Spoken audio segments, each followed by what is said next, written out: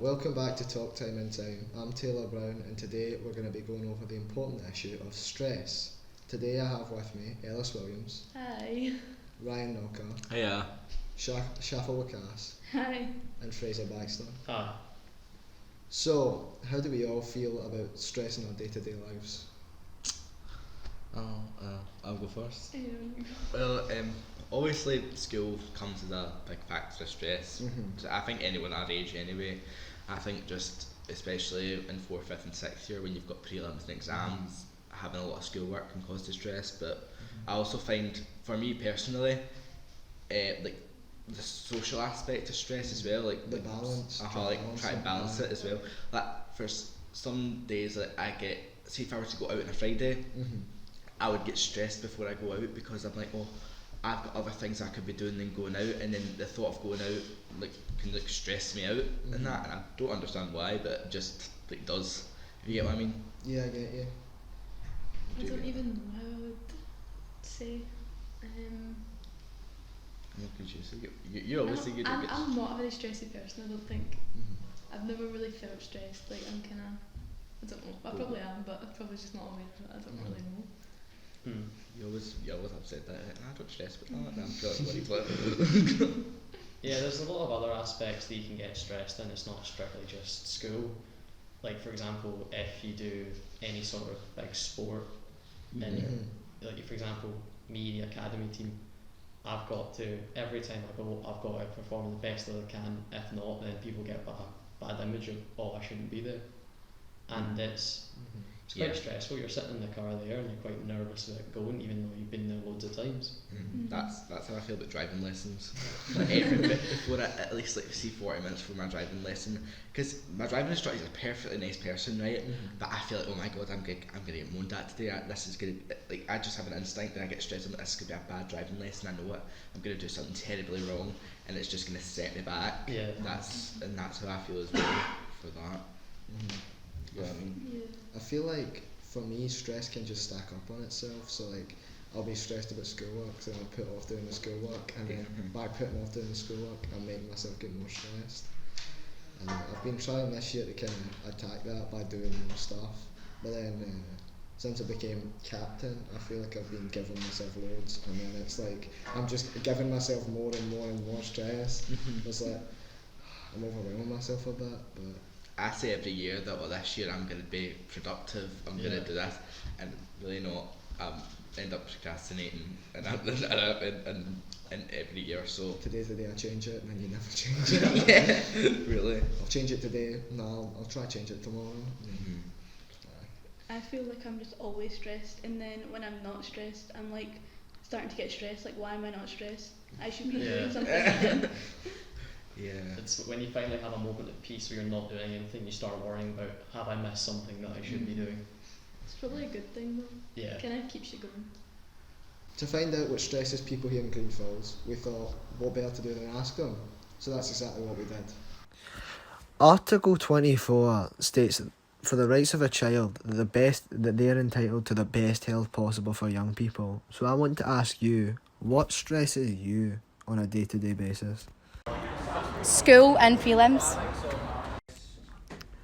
I'm stressed by the prospects of going into the future unprepared. The idea of someone putting a phone in my face and asking me what stresses me really stresses me out. I'm very afraid right now. The main thing that would stress me would be exams or just revising in general for tests, probably within school. Exams.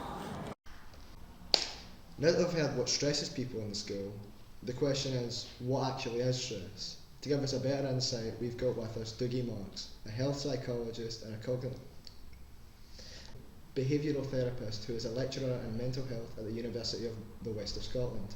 He trains health professionals to become cognitive behavioural therapists and publishes on the role of stress in health and mental health. Hi Dougie. Hi Till, how you doing? Not bad, thank you very much for coming. That's alright. Right, here's the £1 million question. What is stress? Okay, it's a hard question in some ways because there's a lot of bits to it. We use different words to mean the same thing. We talk about stress, talk about anxiety, talk about feeling scared, all these different kind of questions, but they all come down to the same thing, which is basically fear. Okay. Now, fear is one of like the oldest motivations that there are. Okay. So, how old are you guys? 17. 17. 14. 14. 14. So 14, sit on the rest is 17. 17, yeah. Okay, so here's the weird thing, right? Is that you think you're 14 and 17. In actual fact, you're not, in the sense that you're the latest product of an evolutionary process that has taken 4 billion years, roughly. So there are bits of your DNA that have literally been around for 4 billion years, right? And they're still there. So you think that you're young, but you're not. You're actually really, really old, right? Everything that I kind of do comes from an evolutionary biology perspective. So because of that, you've got to take a kind of view of life as a whole and kind of where you come from. Now, you share a lot of the same bits of your biology with a whole bunch of different animals. You know, you've all got skeletons, you've all got hearts. You know, animals going way, way back have all got these same things, right? One of the things that you've got, which is the same as a whole bunch of other animals, is the bottom bit of your brain, which is called your limbic system, right? You've actually got 2 brains. You think you've got one, but you've not. You've actually got 2. You've got the primitive bit of your brain, which is like, if you ever see a picture of a brain, you know, you see the sort of brainstem coming up from the back, and then you see the kind of grey, pinky, squishy bit on the top. It's almost like a lollipop, where the bit on the top is the kind of new bit of your brain. That's the bit that makes you human, really. But the bit underneath that you can't really see unless you cut through the brain, the bit underneath is like, it's like the lollipop stick. That bit's really, really old. So that bit's been around for billions and billions and billions of years. Okay, and that bit you share with a whole bunch of different animals. Right? That's where your stress comes from. That's where all your emotions live. All your emotions live in this bottom bit of your brain called your limbic system. And that's where stress lives. That's where it comes from. So, what's it for? What's the purpose of it? It's probably the best way to describe it when you're talking about what it is. Imagine that you are one of your relatives in nature.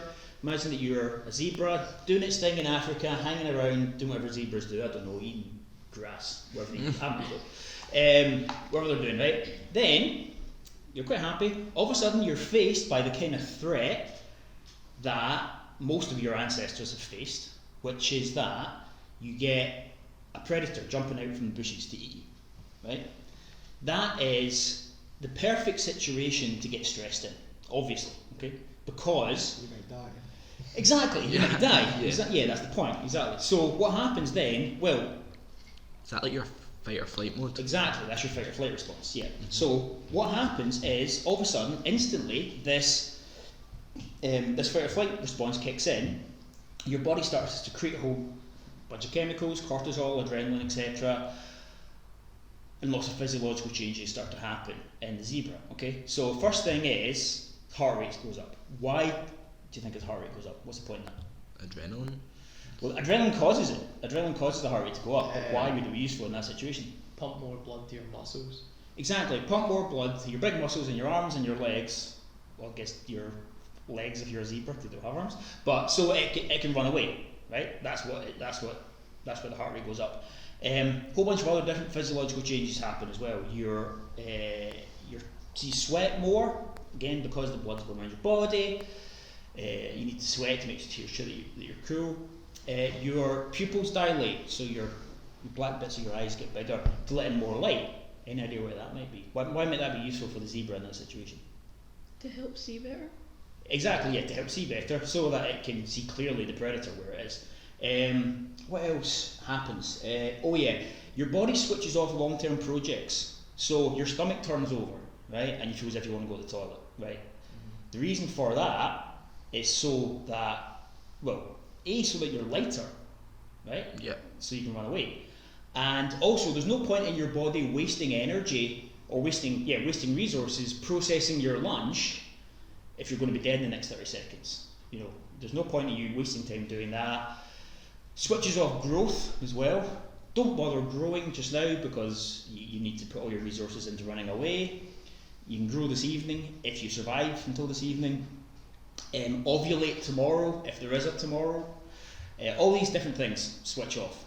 and your body's in this fight or flight response, so that it can run away. I would not realise that at all. I just thought it was like adrenaline. I didn't realise all these different stimuluses would signal off and turn off completely. So for survival. Exactly. So there's a whole bunch of different changes that happen in your body that help you survive. And if you think about it, that system has been working really, really, really well for about 3.5 billion years, because the kind of threat that most animals face is something's coming to eat you. So therefore, you need to kind of get away from it. It's the most basic threat that there is.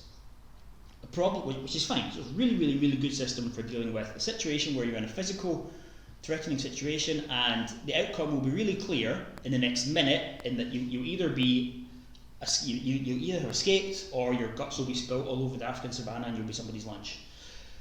The problem for us as human beings is that we switch on this same response for what I guess you could call psychosocial threat.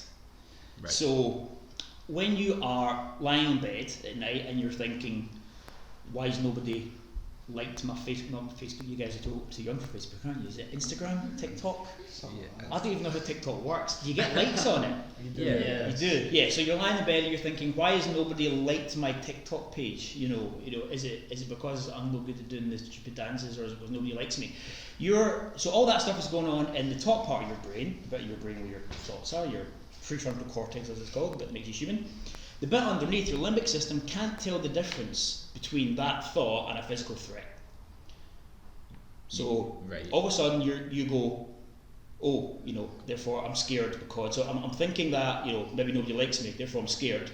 And your limbic system goes, oh, scared, here's some adrenaline, here's your heart rate going up, here's your pupils dilating, get ready to run away.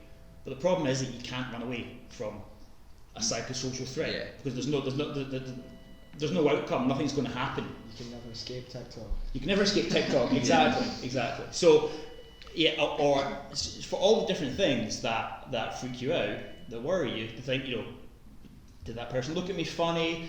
Am I going to fail my exams? Does anybody love me? What's the point in life? Does my breath smell? Whatever it is that you're worrying about, your limbic system, the bottom part of your brain, the lizard part of your brain, just sees that as threat. Here's threat.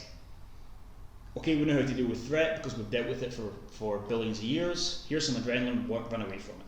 So as human beings, we're kind of stuck a little bit by freaking ourselves out by our own thoughts. So is that why people say you need to you've got an instinct to run away from your problems, when in fact you should be dealing with them, when in fact you've actually got instinct to just run away from them, to avoid them? That is pretty much the take-home message of this whole podcast, probably. We can almost stop now, right? Which is that you've got a really, really, really strong instinct to run away from your problems. If you think about it, there's only really two behaviours, right? Things that you can do. There's either moving away from something, running away, or there's moving towards it, right? Everything that you do basically boils down to one of those two things. And the instinct for running away is really, really, really powerful, because for a lot of creatures it works. Like if you're walking the street late at night and you see a squirrel or a fox or something like that, it thinks you're a predator, and it doesn't decide that what it's going to do is it's going to come towards you and investigate. It goes, oh, help, run away. And because that process has worked so well for so long in evolutionary history, it's a really, really, really powerful force, basically. So the instinct to run is very, very deep within us. That's so... Yeah, I think it's quite interesting the fact that there's the two different parts of the brain, and the top one's so complex, it's thinking about all this stuff, and then as soon as it hears anything about the stress, the bottom part just says run. Yes, yeah. But the interesting thing is that so we think about ourselves as being really sophisticated creatures because we can kind of think abstractly. The bit that makes you human is basically your ability to imagine. So the ability to kind of create a world in your head where something happens and you can kind of run a scenario in your head and then you can see how that goes. That's what basically makes you human. And we think that that's kind of sophisticated. In some ways it is, but it's also really new. That bit of your brain that's able to do that, able to think like that, has only been around for about 200,000 years. Whereas, yeah, it's really very new. Yeah. Your closest ancestors, your closest relatives in the animal kingdom are chimpanzees. Yeah. We split from them about 6 million years ago, but they really can't, do any of that kind of thinking, imagining, worrying, all that kind of stuff. Yeah, cognitive work is that they can't really do any of that. Here's a thing that I always tell people, which is really depressing, is that if you're when you get dogs. Yeah. No. Yeah, you have. Yeah. I'm an animal person. You're not an animal person. No. Neither am So here's quite a sad fact, right? You think, if you go away, you come back in at the end of the day, and your dog's all happy and it wags its tail, and you go, oh, did you miss me? Here's a sad fact, that your dog can't miss you. Believe it or not. Sorry. Well, that's just Our depressing. dog. It is depressing. I don't get that. 'Cause, like, see when he goes, like when we go away for like a day and we come back, he's excited. See if we when we go on holiday and we leave him at like my grandparents' house. When we come back, he doesn't talk to us because we think he's falling out with us. But that is true. He can fall out with you. But what he can't do is that when you're not there. So I know dogs don't have perception of time, so it's like that is true. Yeah. But if you think about it, what is it to miss somebody?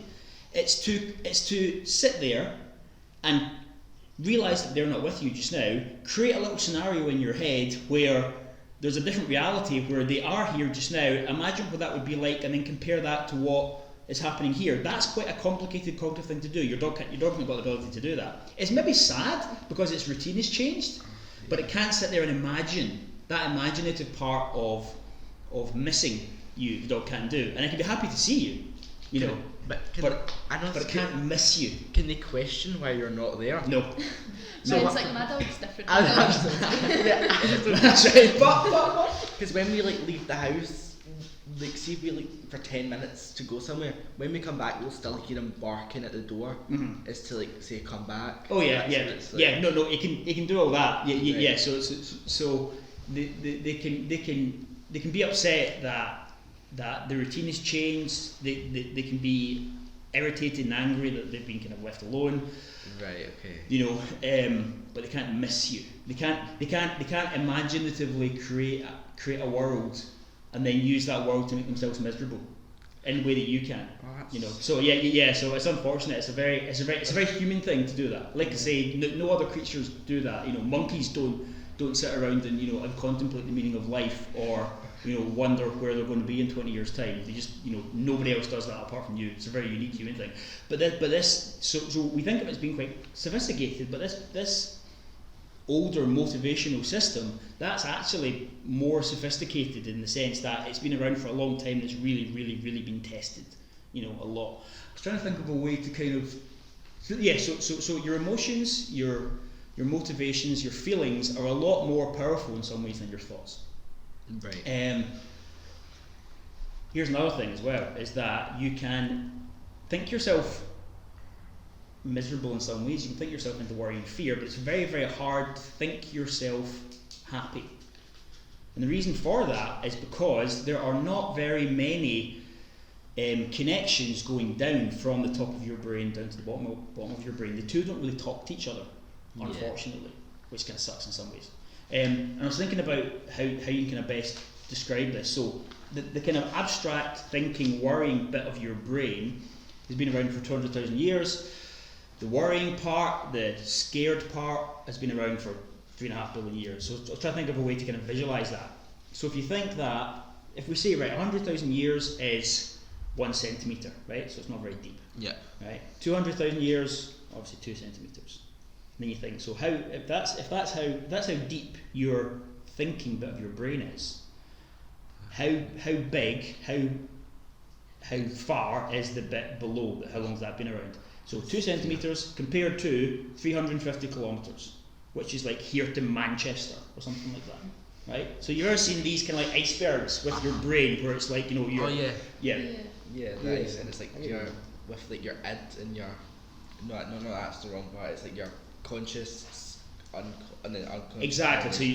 So your conscious and your unconscious mind, and the conscious bit is the bit that's above the water. Yeah. And the unconscious mind is the bit that's below. You've all seen that kind of picture, right? But that picture's actually wrong. Like the whole iceberg should be under the water, and then there should be like a little kind of tiny snowflake on top of the water, and that's your conscious mind, and the rest of you is unconscious. The rest of you is this kind of powerful driving bit that you're really not in control of. So how is like the teenage brain different to reacting to stress then? So, teenage brain is different in that you have a whole bunch of changes going on. Obviously, you've all heard about this a million times, I'm sure. That you don't have later on in your life. Your brain is this kind of abstract thinking bit of your brain is still developing until you're about 25. So you guys, some of you have still got 11 years worth of growing to do before you're kind of like fully mature. What that means is that as teenagers find it harder to do all the things that bit of your brain does. So what this bit of your brain does is it helps you to plan, it helps you to think for the future, it helps you to ignore drives and impulses, and makes you more likely to just follow some kind of unconscious urge that comes up. So this is why teenagers are much more bad at taking risks, or they take more risks. Yeah. So some of you will be driving now, yeah? I drive, Yeah. Well, lessons anyway. But Yeah. So the reason why your insurance is really high is because, or will be high, is because you have more accidents. And the reason why you have more accidents is because until you're about 25, you find it more difficult to imagine a situation where you drive too fast and then explode the car in a ball of fire, whereas somebody over the age of 25 can see that could happen, and therefore they don't take the risk. Is that like when my mum, if I was when I used to first start going into like town by myself when I was like 13, my mum would just stress so much the thought of it. Whereas but mum, I'm only going to the cinema, I'm only doing that. Whereas she would see the possible things like you're in town, there's many people, you don't know them, they don't you don't know how the situation. Someone could say something to you, you could follow them. Where she was thinking all that, and I was just thinking, I'm only going to the cinema, and then I'm getting a McDonald's or something. It's not a big deal. Exactly. So your mum can imagine all the different scenarios that could go wrong. Whereas for you, it's more difficult to do that. Having said that, what that means, so in some ways you can think, well, that means that adults worry more than kids. In some ways that's true, but in some ways it's not, because what they have to rely on is their experience of the world as well. So they can see more bad scenarios, but they also can weigh them up and figure out what's likely to happen or what they could cope with, etc. Whereas teenagers can have one stressful thought and then can be overwhelmed by this huge, stressful emotion. But you're much more likely to be driven by your emotions, by your fears, by your anxieties, by your worries than you are somebody else. So adults have this catalogue of just loads of bad experiences, so they can kind of, that's why they worry a bit more, because they've got all these positives to happen, but they also got this backlog of good experiences. Exactly. So they've got that to play off of as well, whereas because we don't have those good experiences, we just play off the first thing that comes to our head. If the first thing that comes to our head is a negative thought. Partly, yeah. You've got, what you don't have is you don't have the life experience yourself to know you're good at or not good at, but also you don't. But what you do have is you've got the 3.5 billion years of evolution telling you that running away is a really good idea. Yeah. So in some ways that's what you fall back on. So does that mean that teenagers shouldn't be stressed about what career they want to do? Should be stressed about the career they do. Yeah. Okay. So does that something that stresses you guys out, particularly the older ones? Yes. Very much. What kind of things are you thinking about? You guys 6 years? Yeah, 6 years. Right. Okay. So tell me a bit about careers and what that's like and the stresses involved. I think, well, I've kind of been thinking since I was in primary school I'd go into something like financial, but I'm scared I'll go to uni, do it for a year and hate it, and then I'm lost. Okay. I don't know where I'll go from there if I don't like it. Okay. What were you guys? I want to do since I've been like primary as well, I've wanted to do teaching, but specifically high school teaching, and I've got the same fear as Taylor. Is what I don't like children.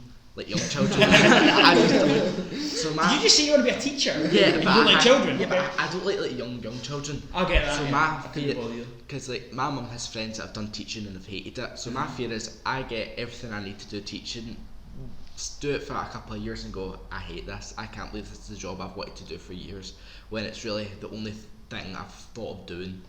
And that's what my mum Mum's been saying to me recently, like, she's like, see if this doesn't work, what else can you do? And it's just been, I'm like, I don't know. And it's stressed about the fact that what else to do, I just wouldn't know what to do. Yeah, no, that makes sense. What about you? I want to do law and politics at uni, but I kind of feel like I'll just get there and I'm like, if I don't like it, then I don't like it. Just go with the flow and see what happens. You're much more kind of chilled out about it. Yeah. Okay, so you find this as well. This is an area called individual differences. I think you maybe studied it in that 5, do you? And yeah, we've just started that in psychology. You guys are doing the higher. Doing higher. Yeah. So, some people are just naturally kind of more likely to have negative emotion than others. Okay, whether it's to do with your upbringing, whether it's to do with your genetics, don't know. But some people are just more likely to be stressed than others. Something like careers, some of you will be much more relaxed, some of you won't be. When it comes to careers, there's an interesting area which is it's a book called The Paradox of Choice. I think it's written by a guy called Steven Pinker. I can't remember exactly who wrote it. There's this idea, I think it's in the American Constitution, no, it's not in the American Constitution. This idea about how, you know, if you have more choice in life, then you're more content, you know. So what you don't want a situation where you're told, you know, right, you're going to be a financier, you're going to be a teacher, and you've got no choice. That's just, you know, the way it is. There's an idea that that's going to make you unhappy, and yeah, in some ways it is going to make you unhappy.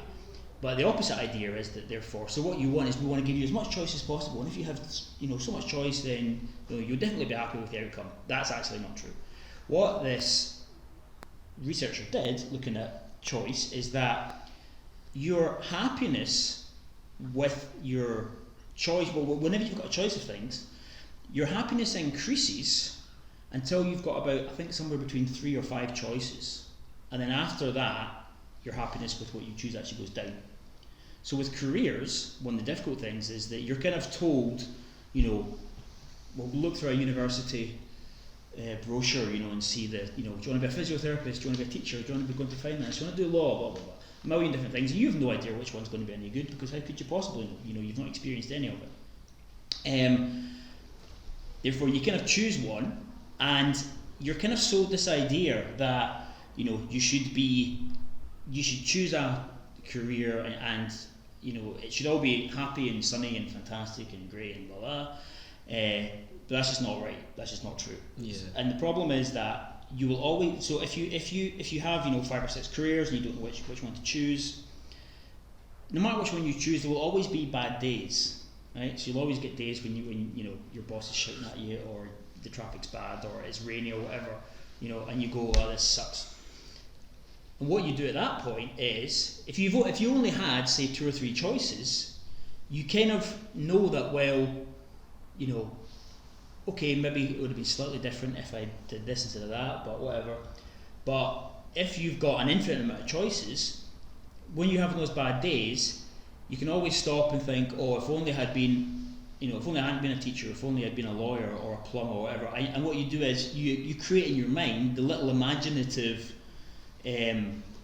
future that didn't happen, where you're this brilliant. That's why I get, like, I feel like, see, because there's so many uni courses, I feel like, see, especially I want to do like politics, social policy and history. There's so, across different universities, there's so many different courses. It's not like there's like a few options. So yes, now there's too many options. When I'm choosing, I'm thinking this is what I've chosen, but then I always think, I'm like, what, should I have really chosen that one? Was that the best one? I'm always thinking, because there's so many, and see, by the time I get to do it, it's just, you will always make the wrong choice. I suppose you could like simplify that when you think about like more everyday things, like going on Netflix. Like there's so much choice, and then it's like and have you done that thing whenever you're sitting there flicking through Netflix or Amazon Prime or whatever, and you're going, I can't actually decide what to watch, and you're kind of stuck. It's because your brain's basically information overload. You've got so many different bits that you go, oh, I don't really know what to do, and you have that moment of and careers are a bit like. Whereas back in the day when you only had 3 channels, it was like, well, do you want to watch the news? Do you want to watch David Attenborough? Do you want to watch, you know, Coronation Street? And it was like, oh, you just chose it and you stuck with it. But there's this kind of perpetual anxiety about what else could have happened. So the best thing to do with careers when you've got so many choices is to accept the fact that you will definitely make the wrong choice, because there isn't a right choice. You're waiting for that moment whenever something goes God puts up a big sign from the sky that says, Ryan, become a teacher. It's like that moment never happens, ever. That's just not reality. And you will make the wrong choice, 100%, because nothing is perfect. There is not the correct job out for you there. It does not exist, because that's just not the way the world works. Everything will have good days and bad days, no matter what you do. And you know what's his name? Bear Grylls. Oh yeah, Bear Grylls. Survivalist guy. Goes through that. Yeah, so they drop him from a helicopter in the middle of the jungle with his pants and a knife or something, and he's got to survive. What he does, what he says, is that the people who die in survival situations are the people who stop making choices. So the people who just go, oh, hang a minute, should I go, this way? Should I go up the hill or should I go down to the river, whatever? And they just freeze.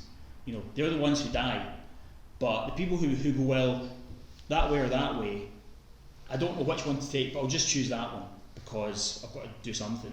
What happens is they do that, they make the choice. If it's the wrong choice, they then figure it out and then they can have changed tack. And so what he says is that the best thing to do is to just keep making choices in that survival situation, even if it's... Stick with them. Not necessarily stick with them. No. Not necessarily stick with them, but don't freeze and don't make a choice. There's also this idea that people who are successful never quit. That's actually not true as well. Mm-hmm. People who are successful quit all the time. They just know what to quit and what not to quit. Don't be afraid to make the bad choices because you're going to make them either way. It's better to have made the bad choice than to not make the choice at all. Exactly. Much better to make the bad choice and then do it for a year and then go, all right, okay, so I did finance and politics and I wanted to be a financer, but I want to drop that now, so I'll stick with politics and I'll kind of figure something else out. Much better to do that than to say, I don't know because I'm too scared, so I'm going to sit in my mum's basement and not bother doing anything. You could put that in like an exam content instead of just like in an exam sitting writing nothing because you feel like you don't know it. You might as well just try and get something down, see what you can try and get out of it. Exactly. Yeah. It's the exact same thing. Yeah, the person who just freezes in an exam is the person who fails it, guaranteed. Because if you have nothing on that paper, you're going to fail it. Whereas, if you write down any old garbage, who knows, you might be lucky and get at least some points for it. Mm-hmm. Well, would you say that there's any way that you could avoid stress in life and just be happy and not have to deal with like this overwhelming of so many choices? No, there isn't. Happiness is in the American Constitution, isn't it? The pursuit. Yes. What is it? The life, liberty. I should know this. You should know it. I just did the Constitution essay. Did you? Did you literally just finish it? Yeah. Life, liberty, and the pursuit of happiness, or something like that. That's it. The problem with happiness as a goal is that happiness is fleeting. It's one of these things where if you're happy whenever you almost don't notice you're happy, and the minute that you realise that you're happy, you kind of miss it. You're like, oh, that's ended now. So happiness kind of vanishes the minute that you go to look at it. Yeah, but a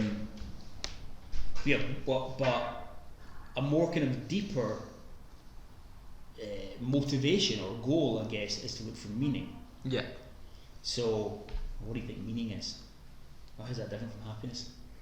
I feel like, in my opinion, I feel like see, for someone's end goal to be happiness, you can't be happy all the time. Right? Exactly. That just can't happen. Unrealistic. It's unrealistic.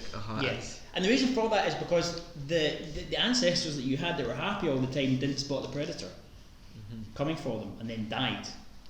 So you're actually it's a much better evolutionary survival point to be not happy and to be jumping at shadows all the time because therefore you're biologically wired not to be happy actually.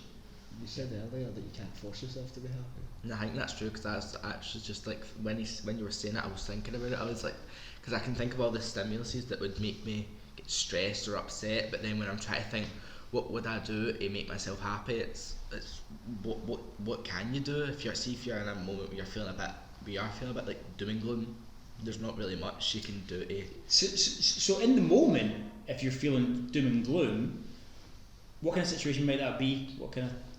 Oh, my situation I'm doom and gloom, probably if I'm in the middle of trying to like write an essay and I was using like a PowerPoint and it's due the next day. My Wi-Fi's cut out and I can't see the PowerPoint. I don't know what to do and I'm stressed out. Sounds like you're talking from experience.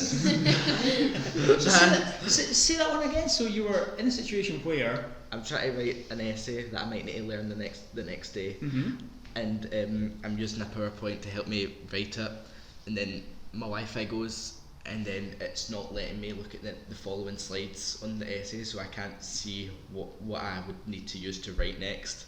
Okay, so in that situation, like I said, your brain doesn't know the difference between that situation and a snake, basically, and a predator. So you go into fight or flight mode. But what you can't, I said there's two behaviours. There's actually three. There's moving away from something. There's moving towards something, but there's also standing still, which is what we're talking about, which is when you freeze. Now the freezing is when you're standing there going, I don't know what to do.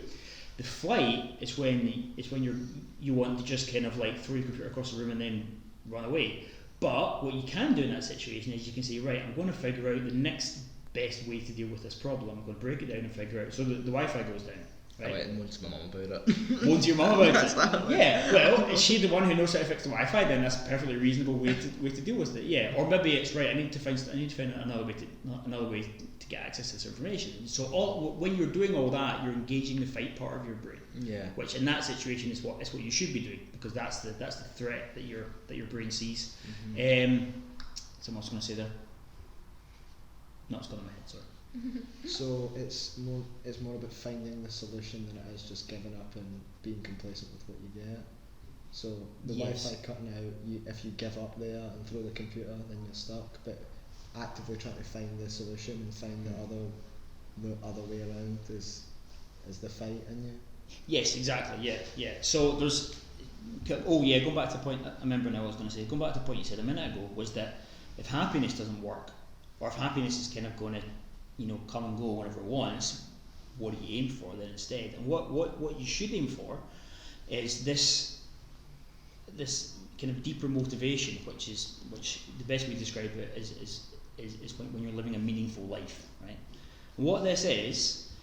Because the idea is with happiness is that, I want to be happy all the time and I don't want to suffer, right? But that's actually not true, because you will volunteer for suffering all the time if you think it's important. So if any of you have ever decided, to like get fit or to run a marathon or to anything like that, it's like, that's not easy to do that, and it's literal physical pain that you're putting yourself through, but you don't mind it somehow because you have volunteered for it, because to you, running a marathon or getting a six-pack or whatever it is a meaningful goal that you've decided is something that's worth the pain. In the same way that if you do decide to become a lawyer, like you go, right, that involves pain because it involves me putting off, short-term, laziness or whatever in order to sit up late at night and study hard, but I'm going to volunteer for that. I'm going to actually volunteer for pain because I think it's important. I think it's meaningful. So we will all volunteer for pain if it's meaningful. So what is meaningful? Meaningful is that thing whenever you, whenever you're engaged in something meaningful because you lose track of time. Okay? Yeah. So it's that thing, sometimes it's called being in the zone. You heard about that? Yeah. So you'll get that whenever you are engaged in something where you lose track of two things. You lose track of time, you lose track of yourself as well. You're not aware of you and you're not aware of time passing. So the best way to know what you should be kind of doing with your life is to watch for the next week, 2 weeks, however long, and make a note of the times whenever you lose track of yourself. Whenever you look at the clock and you go, oh, that's been an hour. I thought that was only 10 minutes. Then you go, right, that's a sign that whatever I was doing there was meaningful. Does that also mean you can include that in relationships as well? Like, see if you're being with someone that in a close relationship with, and you're getting to know them better, and you're thinking you're starting to fancy them basically, and then when you spend time with them, it time feels goes by like that, and you're like, oh my god, I can't believe. Exactly, and the reason why that happens is because you're in the place where you should be. Basically, that's your biology lining up to tell you that whatever you're doing is the thing that you should be doing from all perspectives. Yeah. And then and you can find that not just in romantic relationships, but you can find it in, say, friendships as well. So you can be with a group of friends and you're like, oh yeah, we had a great time, and time passed, you don't notice it. Whereas you can be with somebody else who you maybe like, but you don't get that sensation. Sometimes it's with sports, sometimes it's with reading, sometimes it's with a whole bunch of different things. But if you take a note of those types, now you need a few data points. You can't just do it once, or because it's like I felt like that when I was watching Game of Thrones, and it's like, does that mean then that you should spend your life watching Game of Thrones? No, it doesn't, because whatever. But there's something that there was something happening there, that there was something either in the story or something in the act or something that was triggering off in your own mind that made you get to that place where you're in the zone. So make a note of that when that happens, and then try to organise your life in such a way that you can choose to do those things as much as you possibly can, because and again, if that involves suffering, you will actually volunteer for it, because life will involve bad things. Again, this is the whole kind of Instagrammable life thing where we're also the lie by social media. It's a total lie, social media. Yeah. It's all just saying, here's all these people with other. Nobody ever takes a picture of themselves, like cleaning the toilet and puts it on Instagram, or a picture of themselves answering their emails, because that's what most of life involves: cleaning the toilet and answering emails. That's pretty much it. It doesn't involve sitting on a beach with some beautiful girl draped around your shoulders and a pint in your hand. It's like that doesn't happen very often. Most of it is just normal stuff. But we're kind of sold that lie of this kind of happy ideal. Reality. False reality, exactly. Whereas life involves suffering. Like, it's going to involve suffering. It's going to involve bad things are going to happen all the time. So that also, I feel like there's certain classes that I feel like I could be in this class and I feel like it will go by like that, but I could go into another class and I feel, oh my god, this is dragging in. Yes, that's because one of two things. Either it's because that class doesn't involve anything meaningful for you, or it does involve something meaningful and you've missed it. Right. So that's one of the things as well, is that I also like to finish with maths. Everybody feels like that about maths, right?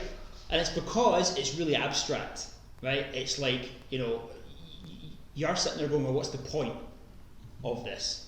That's always the question. And asking what's the point is the same thing as saying what's the meaning behind it, but the point of maths is that it actually runs the universe, and it's actually the most important thing there is in the whole world, bar none. Like, when people ask that though, they mean, what's the point of this to me? Yes, exactly. Yeah. But the point of maths to you is that if you understand, this is a kind of point a bit aside, but if you understand maths, you actually understand the language of the universe. It's like you guys are probably too young for The Matrix. Like that new one coming out. The new one coming out, yeah, with the code going up and down, the green code. It's like that, maths. It's actually this is like it's the most powerful tool there is in the world. It's more powerful than anything. It's like the reason why you have phones and food and things is because of maths, basically. But it's very hard to get that in your head. Whenever you're sitting there studying and you're going, I don't care about the sides of a triangle, why big it is. But that's because it's hard to see the meaning in maths. Especially when you're 14, 15, 16, 17. It's quite interesting and really quite amazing. You think about the old Greek mathematicians that thought up all these theories, like Pythagoras and that. He didn't have much technology, yet he devoted his life to strictly figuring out these problems. Yeah, and the reason why for them was because for them they kind of noticed that it was meaningful. They noticed that it was like the language of God, almost. So it's like for them it was important to do it, and that's why you devote your life to something, because you see it as being important. The same way that people can devote their lives to other things. It's weird. It's just because, especially something that was like, well, for Pythagoras, ancient Greek, so that's like what, BC, something over 2,000 years ago. And when you think of I don't know, to me when I think of humans 2,000 years ago without having electricity, I don't mean you think of them as a bit more stupid.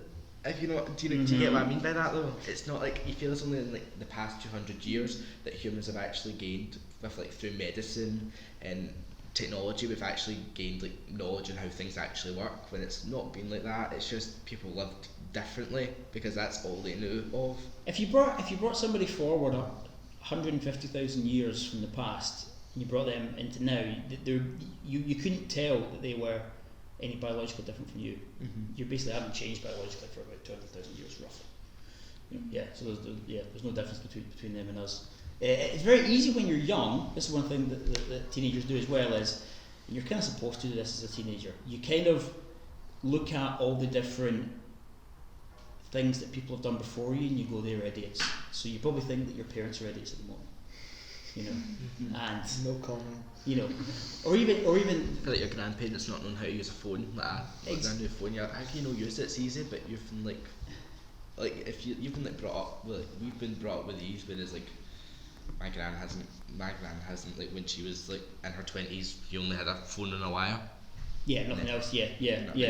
And you're kind of, you know, you're almost kind of taught that I say taught, I don't know if it's the schools or just by society in general, that you are, you know, the people who are going to change the world, or the people who are going to look at the ways that things have been done in the past and kind of, you know, change them and get rid of them, etc. And it's like, well, you're kind of standing on the shoulders of giants, in that the reason why the world works around you and the reason why the world is so comfortable is because a whole bunch of people have worked really, really hard to figure things out and made a lot of mistakes and got a lot of things right. So it's very easy to kind of criticise the structure that's around you whenever you're a teenager, but a lot of it actually works. So therefore, don't throw out the wisdom of ages because it's not new. Because sometimes the things that have been around for a long time are still here because they've been tested. And that's why they work. Sorry. Oh no, you go. So we've all heard about this dragon story, you know, this big famous dragon story. So how would you say that relates to stress? Okay. If you wouldn't mind telling the story. Okay, so this is something I was talking to a couple of you guys about the other day. It really starts with the psychology of stories. So stories are about stories that you tell kids, stories that we look at in movies and things like that. They're always the reason why we all like stories is because they're telling you what you're supposed to do in the world. That's why they're there. And often, actually, one of the places where people lose themselves is in stories. You know, so you're watching a movie, you know, and it's a really good movie, and you're connecting with the characters, and then, you know, you lose track of time. Why is that? So if you think about what you're afraid of, this bit of your brain that is telling you, this limbic system in your brain that's telling you, oh, here's a threat, here's a predator. Think, well, in our recent past, evolutionary past, what are the things that chased us? What are the actual predators that chased our ancestors and ate them? There were basically three things. There was predatory lizards, like snakes. Snakes is one of the two fears that are kind of innate. It's like, you know, you don't have to teach a baby to be afraid of snakes. That and heights. So snakes are inherently scary because for your hominid ancestors, they were prey to snakes. One of the other big things was predatory cats, believe it or not. There's a fossilized prehistoric cat in Africa that's been found in Africa somewhere, I can't remember its name, but it's got one big tooth at the bottom of its mouth, and its jaws are the perfect size to fit a human skull in. So it basically evolved perfectly to just smash your skull in one bite, right? So that kind of thing was out there for your ancestors. Predatory snakes, predatory cats, and also predatory birds. So imagine little monkeys and little apes, etc., being, you know, kind of snatched up by, you know, eagles and such things, right? So those are kind of the three things that your brain is afraid of. Your limbic system is afraid of. It's afraid of predatory snakes, predatory lizards, predatory cats, and predatory birds. Now, come back to your point about the dragon. You think about dragons in mythology. What is a dragon? A dragon is basically a cat lizard bird, in that it's obviously a lizard, right? It's like a snake. Yeah. It moves like a cat and it flies, right? So to your imagination to your And subconscious. breathes fire. And breathes fire as well, yeah. Also because fire is also dangerous, and is dangerous as well. You know, fire is obviously a big human discovery, but get out of control and a fire is pretty bad for you, right? So therefore, those three things, but also adding fire as well, those are the things that you're afraid of. And a dragon is kind of like the amalgamation of all those things kind of squished together, right? So whenever you're sitting in class and your teacher says to you, right, we're going to do a quick what's it called, snap exam or snap test today, whenever we're going to give you a test, you go, oh crap, fight or flight response kicks in.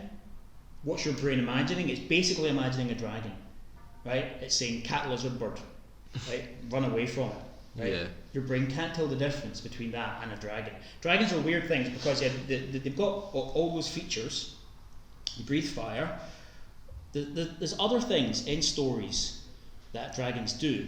They live forever, right? So they're immortal. Why is that? It's because problems never go away, in the sense that I think I found this quite freeing whenever I realised it, is that again you have this Instagrammable idea of life that one day you'll be happy and there'll be no problems. That's not the case. There will always be a problem. You will never solve the problem of problems, because the world is bigger than you. Hurts my head, that. Yeah, it does. Well, if you think about it, so now you're thinking, once I leave 6 year, and I get my exams, everything will be great. But then you go to uni and you won't know anybody, so you've got a new problem, and you don't know any of the stuff, and you've got a new problem. And then you've got more exams, and then it's I'm moving to a new town, so I've got more problems there, or and then it's like, well, once I graduate uni, I'll be fine. But then you graduate uni and you realise that no one loves you. It's an endless circle. There's always problems. That's why a dragon's eternal, because dragons are eternal. Dragons live forever. You will never solve the problem of problems, because it's literally impossible. And the reason why is because the world's bigger than you are. Mm-hmm. That's why. The only way that you could solve all the problems and never have any problems would be to be God, in that to be the thing that was kind of bigger than the universe, right? Because then eventually, as you get older and you get to our age, your parents start getting old and ill, and then people start dying. So it's like there will always be a dragon, right? That's why dragons are eternal. They live forever. They always have stuff that you want as well, which is weird. So the Hobbit, what's his name? Smaug? Is that the dragon's name? I can never say that. I'm thinking of the dragon from Shrek. Dragon from Shrek. What's the dragon from Shrek? She's a red one. She's a red dragon. I can't remember. I thought it's in Shrek for 100,000 years. Did she not end up with the donkey? Yeah. Did she not turn into? Did she turn into a woman? No, that's Fiona. That's Fiona. That's the ogre that turns into the ogre. That's right. I don't remember Shrek very well. Why do you want to be Shrek? It's just dragons. I picked the dragons from Shrek. Dragons from Shrek. So the one from the Hobbit, it sits on a pile of gold, right? Right. So dragons live forever. They've got something that you want. Often it's gold. What's the other things that dragons have in mythological stories? Any idea? What does a dragon have that the hero has to get? Traditionally, they would say the damsel in distress. Exactly. So the dragon has a virgin. Is what the dragon. What's it called? The basilisk in Harry Potter. Mm-hmm. It's got Ginny. Ginny, which is short for Virginia, which means virgin, right? So the dragon has gold. It has. The dragon in Shrek has Fiona. Has a virgin, right? Like I say, I don't know Shrek. I can't remember. Or it's got something that it's got knowledge or wisdom. It's got something that you need to learn from it. Okay, so that's the kind of St. George and the Dragon is the kind of classic story. Harry Potter, what's it called? Lord of the Rings, Star Wars. Darth Vader is a dragon, basically, right? He's a chaos monster, right? Is the technical term for a dragon is a chaos monster. It's a very weird set of things for a problem to have. Why would a problem? Well, we said why a problem would live forever, but why would it have treasure, access to what's the word? To sexual selection and wisdom, right? Why would a problem have those three things? Taylor, you want to say something? Is it because if you can beat the problem and overcome it, you can get those things? Exactly. That's exactly what it is. Yeah. So, There's a story which I read to all my students. It's a story for 4-year-olds, and it's called "There's No Such Thing as a Dragon." It's a book you can find it on Amazon for £3 or something. It was written in the 70s. But there's this little boy in it, and he wakes up in the morning and he sees a dragon on the end of his bed, just a little tiny dragon, so it's kitten sized. That's what happens to you every morning. Is you wake up in the morning and you see a dragon at the end of your bed. You see problems, right? There's going to be, every single morning that you wake up, there's going to be a dragon at the end of your bed. You wake up and you go, oh no, it's school, can't be bothered going out, it's dark, it's November, it's miserable, I'm just going to lie back down in bed, or I'm going to get up and I'm going to get on with it. That's where every morning starts, with a dragon sitting on the end of your bed, a problem sitting on your bed. In this story, what the wee boy does is he pats it, right? So dragon's there, he interacts with it, he's quite happy talking to it, and gets on with his day. So that's what you do whenever you say, right, I'm going to... So also like stress gets you out of bed. Stress, exactly. Stress literally I've never thought that, actually, it's a very good point. Stress literally gets you out of bed because it's the same chemical that wakes you up in the morning as stresses you out as cortisol. Cortisol wakes you up in the morning. You need stress to wake up. If you weren't stressed, you would just lie there and die, basically. So you actually need it in order to wake up. I remember, I know this is often, but our psychology teacher, it was like we had a test, and the day before, everyone was in the Teams chat saying, I'm stressed out, and I feel like I can't do this. And then the next day, we were like, must be all stressed. And she goes, I'm glad, Sha. See if you went, I'd be a bit worried. Exactly. And then she was like, I don't feel confident we could do the test. She goes, you're just stressed, you'll be fine. And she made us do the test, and the majority of us were fine. Why wouldn't you be stressed if there was a predator there? Exactly. It's like, you should be, and yet, and to your brain, the exam's a predator, the exam's a dragon, So, if I were to bring a snake in here just now, a literal snake, you would be stressed about it. And if you weren't, it's because you're dead, basically. Or you're confident that you know how to deal with snakes, and that's the other side. So you're actually, so you're able to wrestle with the problem, basically. Yeah. So then, what the wee boy does in the story is he goes downstairs and said to his mum, "By the way, there's a dragon in my room." And the mum says, "There's no such thing as a dragon, right? Because there isn't. If you think about it, there's no such thing as a dragon." But why would she say that? Why would she say that it doesn't exist? Well, like I said, there's two ways to deal with problems. One is to pat them on the head like the boy does and work with it, and the other is to pretend it doesn't exist, right? Now, the reason why you would pretend it doesn't exist is because it can eat you, right? The problem can destroy you, therefore you don't want to deal with it. But in the story, what happens is that once he avoids the problem, once he ignores the dragon grows, the dragon gets bigger, right? And that's exactly what happens with problems if you ignore them. This is how school refusal happens. So people who don't go to school is that they wake up in the morning, they say, right, all the things that are going to stress me out at school today, I'm imagining them, thinking about them. My brain can create this little scenario of people being nasty to me or whatever. Therefore, that's a dragon, so I'm scared. So what I'm going to do, I'm going to just ignore it. I'm not going to go to school. Right? I'm going to run away from it. The simple part of your brain, the early part of your brain, the limbic system, learns, right? I was stressed by that. I ran away from it. I was stressed by school. I ran away from it, and when I ran away from it, I felt less stressed. So you go, right, okay, that's great. If you had to give 3 top tips for dealing with No, it's just because we're pausing because of the windows. Oh, right, okay. He's telling you a time stamp. It says, let's not go to school. The simple bit of their brain says, oh, right, okay, that was a really good way to deal with that problem because now I'm not stressed anymore. Therefore, the next day, wake up, school's there as a threat, they go, right, I'm not going to go to school. And the brain learns again, that's a really good way to deal with the problem. But the issue with that is that the more that you do that, the more the dragon grows, the more it gets bigger and bigger and bigger and bigger. If you ignore a problem, like school, and you decide that you're not going to go, if you keep ignoring it, eventually what will happen is you will get kicked out of school, you will end up far behind your peers, and what happens in this little story for kids is that eventually the dragon grows so big that it runs off with the house. And that's what happens again with your dragons, is that if you ignore them, like say, I'm not going to school, or I'm not going to talk to people, I'm not going to interact with people, then what happens is then you get to the situation where all of a sudden there are things in life that you can't do. Everyone's leaving school, everyone's going on, moving on to new parts of their life, and you're not doing that because you've not been to school for a year, 2 years, 3 years, whatever. And the dragon has grown so big that it's run off with your house.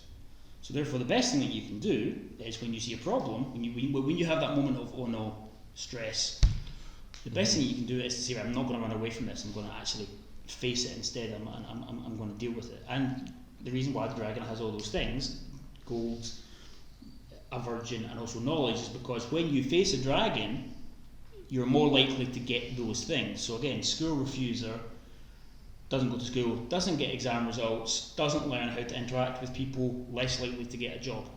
Yeah. So therefore, they are in a situation where they don't get the gold that the dragon has because they haven't dealt with it. Something like every year that you're in education, you earn an extra, I can't remember the numbers, I'd say something like £5,000, a year.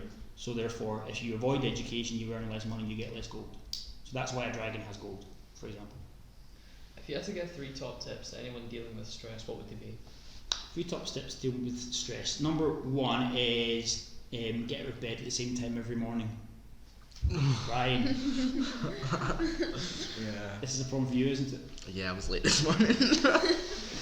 So your mood is right, particularly if you're somebody who is stressed regularly. If you're somebody who's not regularly stressed, like you, Alice, it doesn't matter as much. You get away with it a bit more. Yes. But if you're somebody who is stressed a lot, then your circadian rhythms regulate your mood, and therefore, if you are somebody who is all the time getting up at different times in the day, your circadian rhythms are knocked out of whack, and therefore you're going to be stressed. Yeah, mine are really out of place because I have a thing where, because I don't have much sleep at night, so I have a long day at school. Well, really, no matter what I do when I come from school, I'm tired.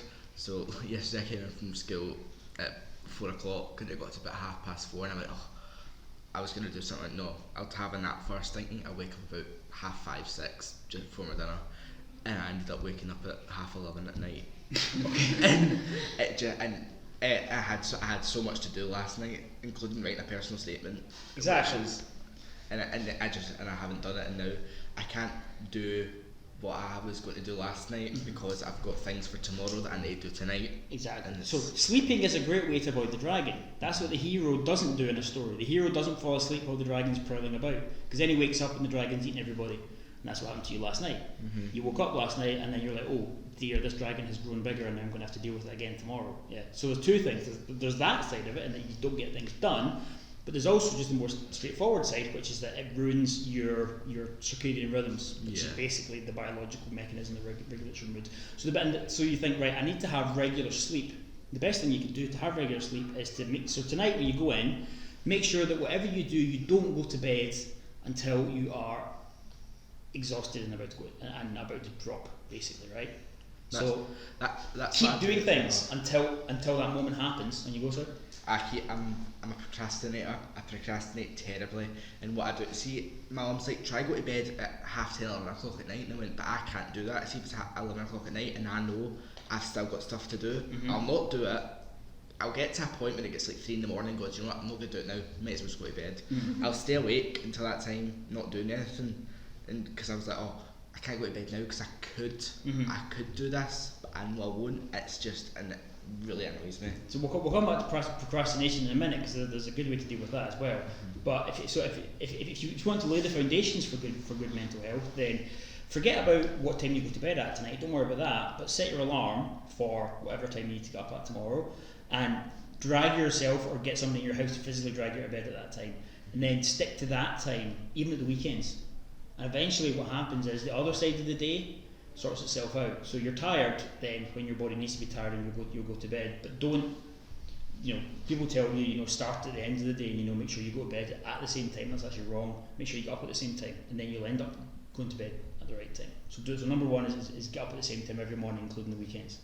Don't, if you get up at the same time on the weekends as well. Because I work at the weekends, so I'm kind of forced to get up at the same time, but then I suppose that will be one reason why you then don't have as much stress problems, is because your body basically knows where it's at. Whereas if you're getting up at 7, if you're dragging yourself out of bed at 7 o'clock in the morning to go to school, and then on Saturday Sunday you're getting up at 11, you're like you will be stressed. Like end of discussion basically. So before you do anything else, sort that out. Number 2 is have protein for your breakfast. Which is basically have eggs for your breakfast. That sets up your body in terms of your insulin regulation for the day. If you don't do that, what happens is that the first time that something annoys you during the day, your insulin levels drop and you can't reset that for the rest of the day. I don't eat breakfast. Okay. I didn't either this morning, to be fair. Okay. Right. Did you not? Right. Oh man. Dear me. Yeah. So before you decide that life is meaningless and you're going to quit school and whatever, before you do any of that, right? Those thoughts almost don't mean anything unless you've done those 2 things. Okay. Right. So do those 2 things. Right. Okay. Apart from anything else, do those 2 things. Third thing you can do, best thing that you can do, is to make a plan, basically. So figure out, and this comes back to the point about procrastination, is that you've got dragons in your life. You've got problems, study, sports, clubs, friends, whatever, blah blah. And there'll be ways that you want to, and procrastination is avoidance. Procrastination is you running away from the dragon, and then it grows. That's what procrastination is. It's if I face this, I will be eaten alive. What that means is that, say you've got homework from maths or something, you know that you procrastinate because you know that if I face this maths homework, I'll realise that I'm stupid and I don't know how to do this maths. Therefore, I don't want to learn that. That's a really scary thing to learn. So therefore, I'm going to procrastinate. I'm going to avoid it. So you're running away from the dragon as it's growing and growing and growing and growing. The best thing you can do when you're procrastinating is to break it down into the smallest steps you possibly can. So I need to do my maths homework is too big a goal, right? Whereas if you ask yourself, right, what does that actually involve me doing to do my maths homework, right? It involves me, number 1, getting off my backside from the couch, moving to my school bag, picking up my school bag. It's like, that's number 1. That's something that you can do. You can do that. If you're trying to figure out what you should, how to not be stressed if it's not sleep and eat in the morning, then it's probably something you need to do with your feet, your hands, or your mouth, right? You need to get up off the couch with your feet, you need to take your hands, you need to go into your bag, and you need to pull out your maths homework, right? Ask yourself, are you willing to do that? Don't ask yourself, are you willing to do your maths homework? Just ask yourself, are you willing to physically move your feet and your hands to do that? Then it's, am I willing to take my maths, move to the table and put it on the table? Yes, I'm willing to do that. Am I then willing to look at it? Now that'll be the bit where you actually find it hard, right? So physically using your eyes to look at the thing that's stressing you out, the thing that you're procrastinating about, is the hard bit, and that's where you'll be like, oh, I don't want to do that, and I feel a little bit of stress about that. At that point, you have to. Don't try to pick it up and do your maths homework. Just try to look at it, physically look at your maths homework. So you break the whole thing down into very, very simple steps that are literally about the way that you move your body. Yeah. If you do that, then that's the only way to overcome procrastination. I think I get what you mean, because I wear retainers every other night in my mouth. I don't know where else to wear retainers. And then so the mornings I don't have them in, I usually accidentally sleep in later, whereas the morning when I need to get up, take them out, wash them, I'm getting up easier, and I've got more time to actually get myself prepared for the day. Yeah, that's interesting. So well, if that works, then I guess you have to ask your dentist. But yeah, if you could wear them then every night, got a dentist today, so. When you said about like my mum, so organised, she's got so organised, and I'm like, how do you do it? See, when you walk around my house, all you'll see is lists. She's got lists everywhere, and it's like of just minimal things to do, and she'll literally walk around the house and check them off, and it can be like the smallest thing, and she'll have a list of like what she does when she comes in from like work, and then what she does like after like dinner and then whatever, and I'm like, why have you made all these lists? Well, it's just so I know I've done them. Yeah, well, and that's what you do with a problem, is you break it down into its component parts. What the hero does with the dragon is he cuts it up, right? That's what he does. That's what Harry Potter does when he goes to the bottom of the castle and he finds the basilisk. He literally puts a sword in it and chops it into a couple of bits. Does he not take out his eye or something, or his tongue? His tongue. Is it his tongue and its eye? Whatever it is you do anyway. So that's what you do with a dragon, is you cut it up into pieces. What that means is that you go, right, well, like, go and do your maths homework. Like, you can't do that. You can't go and do your maths homework because it's just, it's a nebulous thing. But it involves a whole bunch of steps, which are basically a to-do list, which are number 1, find your school bag. Number 2, open up your school bag. Number 3, put your hand into your school bag. And you can break it down into those, so your mum obviously doesn't need a list to that level, but you could make it you could make it to that level of detail, and by doing that, what you're doing is you're cutting up the dragon. So most of us here now are about to start like the exam diet, so what would be your top tips for students stressing about exams? Number 1 is, so when you're in the situation of I need to study, then do that, break it into parts. But the number 1 thing that you should do is make a plan about make a study plan about how you are going to how you're going to study and when you're going to study. Now, you won't know how to study, right? So again, the procrastination comes in because you go, oh no, how do you study? Well, the way that you study is badly, right? That's how you should. It's back to the same thing as finding a job. It's like do it badly first of all, rather than not do it, because you will do it badly because you've never done it before. You've never studied before. I know how to study now, but I've been doing it for 30 odd years. I know, and like now I can study like that, but it took me until I was about 35 to learn. So study and study badly. Don't think I need to sit down and figure out how to do this, in a way that's, some magical way of getting these ideas in my brain. Fall asleep and, write things down and forget them, and then you'll go, right, okay, I did that wrong, so now I'll know next time how to do it. And find somebody who who's conscientious. By which I mean find somebody who works hard, right? Be that a friend, be that a teacher, be it your older sibling or whoever, and especially if you are somebody who doesn't work hard. If you're somebody, there's two big predictors of success at school. Number 1 is your IQ, which is about 20% of your school outcome, and the next big thing is how conscientious you are, which is how hard you work, which is another 20%. And the rest is all other little things. But those 2 things are the big predictors of success at school.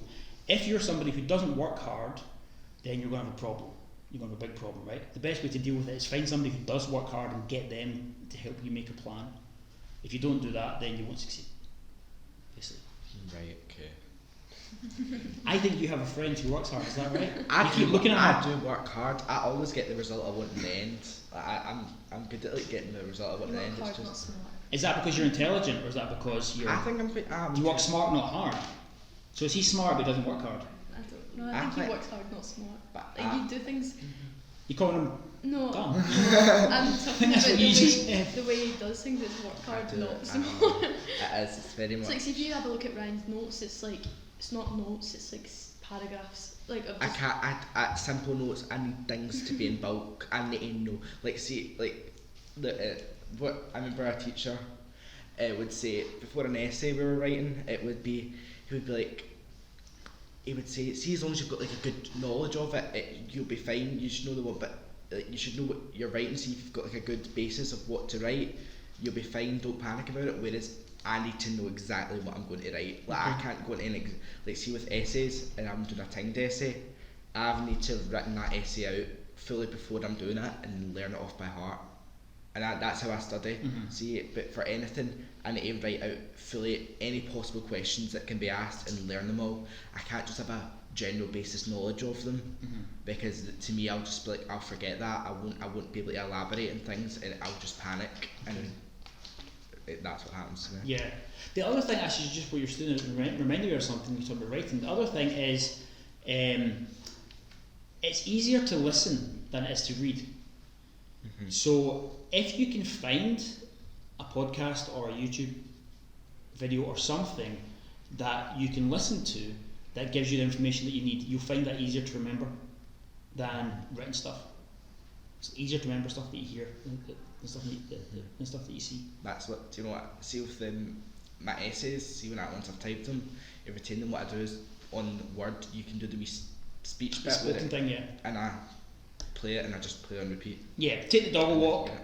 stick that on your headphones. I know, that's what I do. Yeah, and have that. Yeah, read it to yourself and stick it in your read it to yourself, record it on your phone, and stick it in your headphones as you walk the dog. That's better than sitting down and trying to read it. You'll remember it better. So if you want to work out how to deal with stress, listen to the podcast multiple more times. Pretty much. Exactly. What would you say is the take-home message from this podcast about stress? Take-home message is don't avoid your problems. Is that you know what your problems are. In the morning, ask yourself, what are 5 things that I could do today that would make my life a little bit more like I want it to be at the end of the day than it is at the start of the day? And instantly those things will come to you, those 5 things. And there'll all be ways that are basically things that you know that you should be doing to stop yourself avoiding problems. And some of those problems will be big, some of them will be quite scary. But what you do is break them down into their subcomponents, and do those things. Don't avoid them. That's pretty much it. That's great. That's enough. I think we've done well here. I know. Cool. Well, thank you again, Dougie, for coming down and speaking with us today. No problem. I think we've all learned a valuable lesson today that stress is completely natural. It's a brain function we've had for, was it 3.6 billion years? Something like that, yeah. Something like that. And I imagine the people listening to this, there'll be people struggling with varying degrees of stress, and to know that you need to know that there will be someone to listen to you, there'll be someone to hear out what you're going through, and at the end of the day it's completely natural, and